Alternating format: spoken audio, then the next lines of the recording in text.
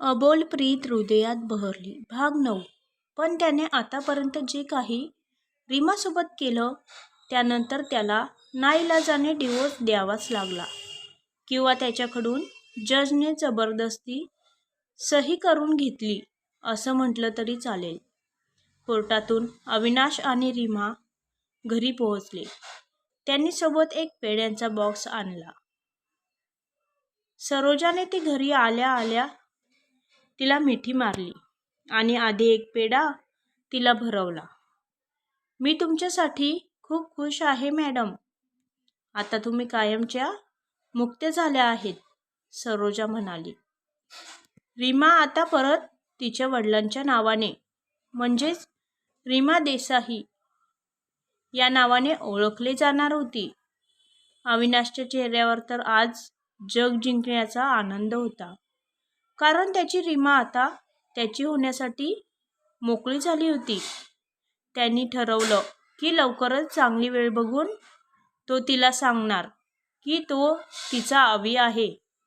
आतापर्यंत त्यांनी सांगितले नव्हते, कारण रीमा पुन्हा दुसऱ्याची होती. जोपर्यंत तिच्या नावासमोर रोहित नाव होतं, तिच्यावर त्याचा हक्क होता. थोडा वेळ थांबून अविनाश बंगल्यावर निघून गेला. घरी सगळेजण लॉनमध्येच होते. राखी ही नेमकी ऑफिसमधून परतली होती. अवी, तू आज ऑफिसला आला नव्हता? कुठे गेला होता? तो आल्याबरोबर तिने विचारले. काही दिवस झाले मी बघत आहे तू खूप सुट्ट्या घेत आहे, राखी म्हणाली. Your kind information. मी त्या कंपनीचा बॉस आहे, त्यामुळे मी का आलो नाही, कुठे गेलो होतो हे मला तुला सांगायची गरज नाही, अविनाश म्हणाला. अवी, अरे तिने असेच विचारले. हे काय कुठली बोलायची पद्धत आहे, सोनाली म्हणाली. आता मला कुठे जायचं असलं तर मी तिला सांगून जायचं अशी इच्छा आहे का तुझी, अविनाश म्हणाला. तशी सोनाली गप्प बसली. राखीचे डोळे तर गच्च पाण्याने भरले होते. सोबतच रागाने तिने हाताच्या मुठीही आवळल्या होत्या. विकास आणि केतकी तर शांतच होते. सोनाली गप्प बसली तर त्यांची काय हिंमत अविनाश समोर बोलायची. अविनाश काहीच न बोलता त्याच्या रूममध्ये फ्रेश होण्यासाठी निघून गेला. राखी, तू वाईट नको वाटून घेऊ, तुला तर माहीत आहे ना त्याचा स्वभाव, सोनाली म्हणाली. राखी वरवर हसली आणि ती सुद्धा रूममध्ये निघून गेली. नक्कीच काहीतरी आहे जे मला माहीत नाही. आवी आधी ऑफिस सोडून कुठेच जात नव्हता, गेला तर फक्त मीटिंगसाठी, पण आता सारखं कुठे ना कुठे जात असतो. मला पत्ता लावावाच लागेल. राखी तिच्या रूममध्ये गेल्यावर विचार करत होती. दुसऱ्या दिवशी सकाळीच रीमा तयार होऊन सेजलच्या घरी पोहोचली. तिथे तिच्या लग्नाची जोरात तयारी सुरू होती. आज सेजलचं लग्न होतं. अरे रीमा, आलीस तू? जा, सेजल तिच्या रूममध्ये तयार होत आहे. तुझीच वाट बघत आहे ती, सेजलची आई म्हणाली. रीमा सेजलच्या रूममध्ये गेली तशी तिने लगेच तिला मिठी मारली. किती दिवस झाले तुझी आणि माझी भेट नाही, सेजल म्हणाली. हो ग, मी कालच आले असते, पण तुला तर माहीत आहे ना, काल कोर्टात गेली होते, रीमा म्हणाली. जाऊ दे, पण मी तुझ्यासाठी खूप खुश आहे, सेजल म्हणाली. थोड्याच वेळात सेजलसोबत रीमा पण खाली आली आणि तिची नजर समोर उभ्या असलेल्या प्रिया, शालिनी आणि रवीवर पडली. शालिनीने तर रीमा दिसताच वाकडं तोंड केलं आणि तिथून दुसरीकडे निघून गेली. प्रियासुद्धा तिच्या मागोमाग निघून गेली. रवी मात्र रीमाजवळ आला. कशी आहेस बाळा, रवीने विचारले. मी ठीक आहे, तुम्ही कसे आहात, रीमा म्हणाली. मी पण ठीक आहे, रवी म्हणाला. पण मला तुम्ही ठीक नाही वाटत आहे बाबा. रीमाच्या तोंडून अजूनही बाबा ऐकून रवीचे डोळे पाणावले. बाबा, त्याच्या तोंडून एवढेच शब्द निघाले. हो, रोहितसोबत जरी माझं नातं तुटलं असेल, पण तुम्ही नेहमी माझ्यासाठी माझ्या वडिलांच्या ठिकाणी असणार, रीमा म्हणाली. रोहितने तुझ्यासोबत जे काही केलं त्यासाठी बाबा, त्यासाठी तुम्ही कशाला माफी मागता? आणि तुमची तब्येत एवढी खराब कशी झाली? रीमा म्हणाली. काय सांगू तुला, तू गेल्यावर दरिद्री आली त्या घरात. आणि का नाही येणार? घरातल्या लक्ष्मीचा आदर नाही केला तर असंच होणार ना. रोहित जेलात आहे. घरी एक वेळेसची खायची सोयसुद्धा लवकर लागत नाही. तो होता तेव्हा पण काही वेगळी परिस्थिती नव्हती. आता प्रिया जॉब करते तर थोडंफार सामान आणते घरात, रवी म्हणाला. बाबा, तुम्हाला काही मदत लागली तर मला सांगा. तुमची मुलगी होईल तेवढं करेल तुमच्यासाठी, रीमा म्हणाली. तू हे बोलली तेच खूप आहे माझ्यासाठी. तू फक्त खुश राहा, आणखी काही नको मला, रवी म्हणाला. संध्याकाळी रीमा लग्नातून परत आली, फ्रेश झाली आणि बाहेर सरोजाजवळ येऊन बसली. मॅडम, कसं झालं हो तुमच्या मैत्रिणीचं लग्न? सरोजाने विचारले. खूप छान पार पडलं लग्न, रीमा म्हणाली. मॅडम, एक बोलू का? सरोजा म्हणाली. विचारतेस काय? बोल ना, रीमा म्हणाली. तुम्हाला 7वा महिना लागला आहे ना, सरोजा म्हणाली. हो ग, मग काय? रीमाने विचारले. मग तुमचे डोहाळे जेवण त्याचं काय? सरोजा एवढेच बोलली तसे रीमाचे डोळे पाणावले. नाही होणार, रीमा म्हणाली. का नाही होणार? तुम्ही काल बोलल्या ना की 2 दिवसांनी तुमची आई घरी येणार आहे. मग तेव्हाच करू आपण तुमचं डोहाळे जेवण. बाहेरचं कोणीच नाही येणार, फक्त आपण तिघीच. मग चालेल ना? पण सरोजा, मी तुमच्या बहिणीसारखी आहे ना, मग नकार नका देऊ, सरोजा भावूक होत म्हणाली. ठीक आहे, मी उद्या आईला भेटायला जाणार आहे. तू पण चल माझ्यासोबत. मी उद्या तिला रोहितबद्दल सांगणार आहे.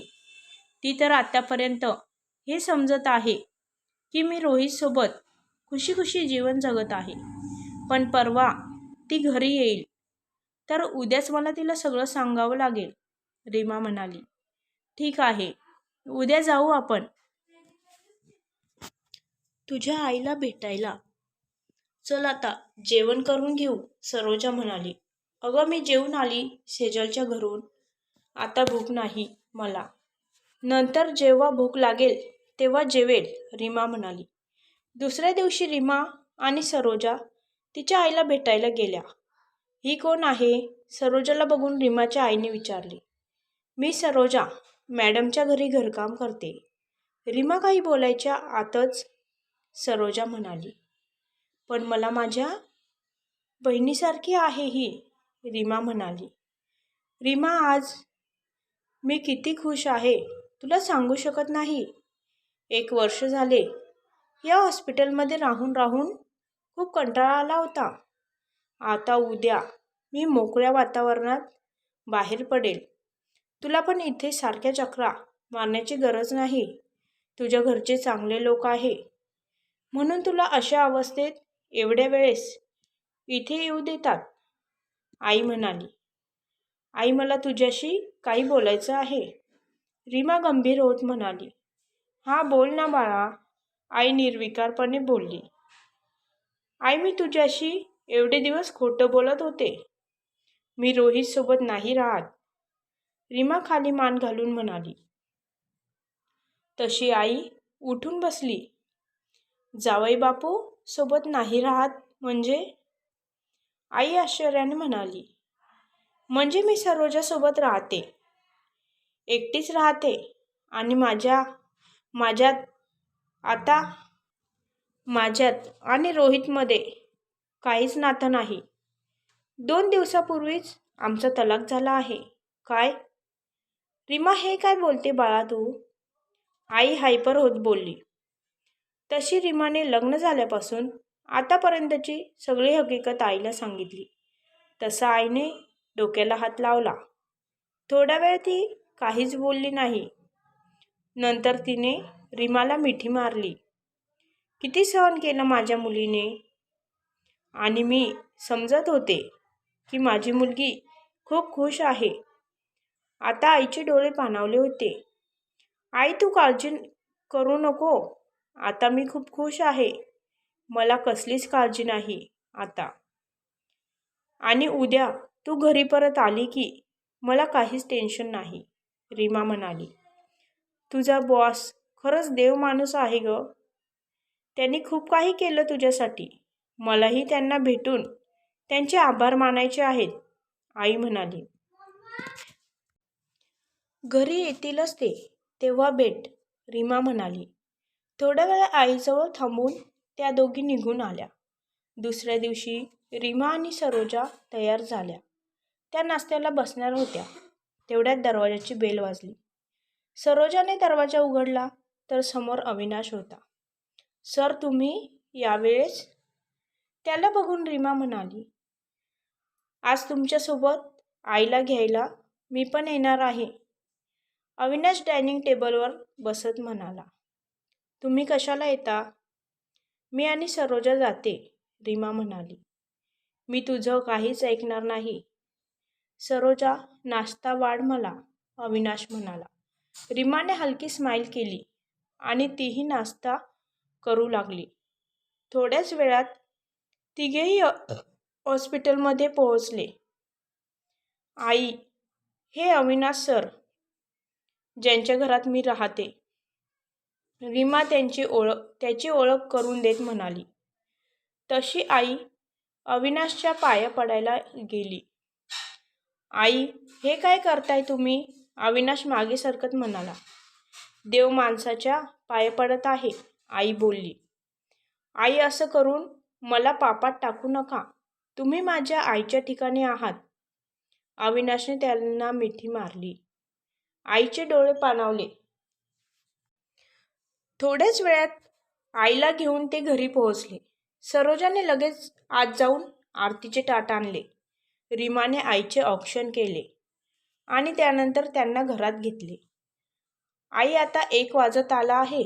सरोजा आणि मी पटकन जेवण बनवते. आपण जेवण करू आणि या भागात भगवान शंकरांचे मंदिर आहे. तिथे 4 वाजता दर्शनाला जाऊ, रीमा म्हणाली. सरोजा, माझा आणि विकीचा पण स्वयंपाक बनव. आज आम्ही पण आईसोबत इथेच जेवणार, अविनाश म्हणाला. तशी रीमाने हसून नकारार्थी मान हलवली आणि सरोजासोबत किचनमध्ये निघून गेली. मॅडम, तुम्ही राहू द्या ना, मी करते स्वयंपाक, सरोजा म्हणाली. सरोजा, तुला माहीत आहे ना, मी तुझं काहीच ऐकणार नाही. मग मला मदत करू दे, रीमा म्हणाली. थोड्याच वेळात त्या दोघींनी जेवण बनवले आणि सर्वांनी पोट भरून जेवण केले.